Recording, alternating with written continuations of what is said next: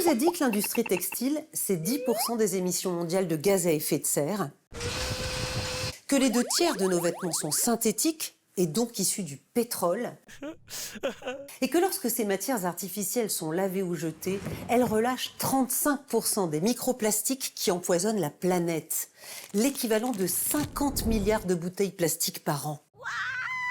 Bonjour et bienvenue dans Plan B, l'économie autrement. Un textile plus durable, c'est possible. Le problème, c'est que nos vêtements parcourent 20 000 km avant d'arriver dans nos placards.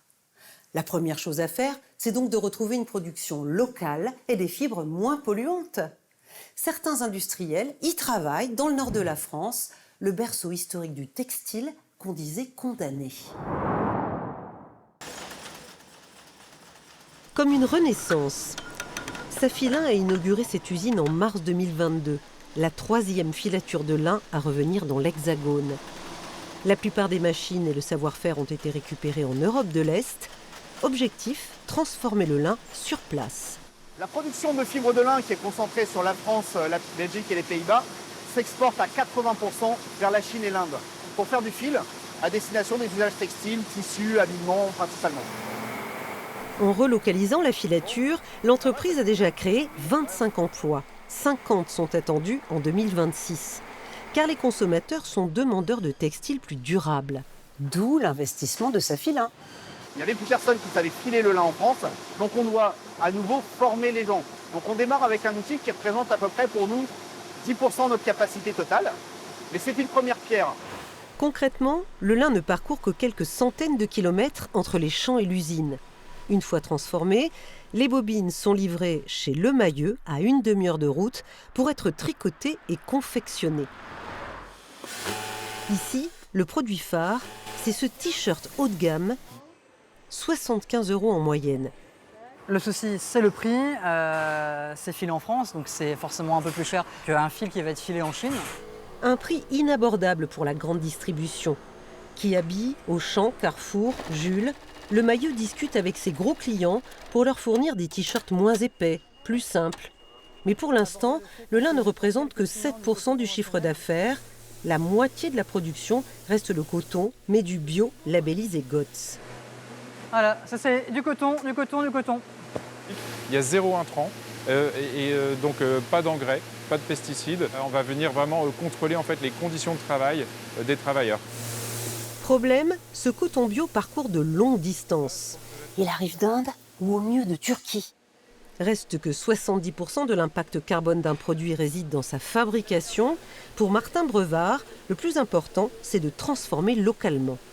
Un produit qui est fabriqué de la même manière que chez Le Mailleux, à savoir du tricotage jusqu'à expédié chez le client, ça va émettre entre 2 et 4 fois moins de CO2 qu'un produit similaire fabriqué en Asie.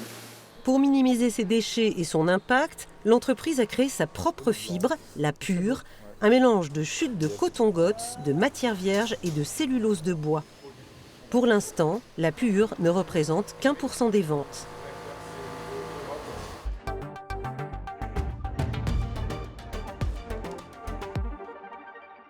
Faut-il réglementer pour accélérer la relocalisation ?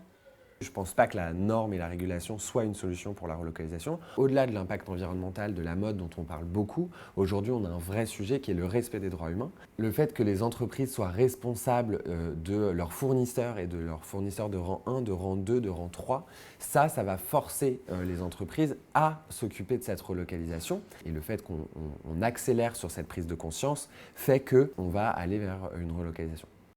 Les fibres locales ou naturelles, c'est l'avenir ? On a 70% des vêtements aujourd'hui qui sont faits en fibres synthétiques, c'est-à-dire faits à base de pétrole. Ce qu'il faut retenir sur les matières, c'est que évidemment, il va falloir réduire l'impact environnemental des vêtements en soi. Le recours à des nouvelles fibres, lin et chanvre par exemple, sont évidemment des opportunités pour les marques et des opportunités pour les industriels. Il n'empêche qu'aujourd'hui, le vrai sujet textile, il est dans la surproduction et la surconsommation. Et la teinture, est-ce qu'on sait faire local et durable ? Le sujet de la teinture naturelle, en l'occurrence, c'est sa longévité dans le temps. C'est-à-dire qu'aujourd'hui, le fait est que les teintures synthétiques issues de la pétrochimie durent beaucoup plus dans le temps. 99% des teintures aujourd'hui sont issues de la pétrochimie. Il n'empêche que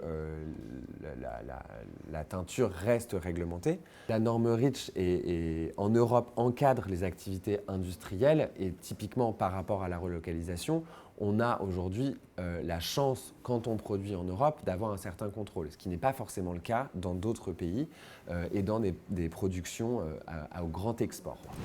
Avant de se quitter, petite fiche pratique pour une penderie durable. Règle numéro 1, achetez des vêtements fabriqués au plus près de chez vous. En France, 2 labels à retenir, Origine France Garantie et France Terre Textile. Règle numéro 2, n'achetez plus, si vous le pouvez, des vêtements synthétiques. Polyester, nylon, acrylique, lycra, ils sont en pétrole. Enfin, règle numéro 3, achetez moins et gardez vos vêtements le plus longtemps possible. Bye bye!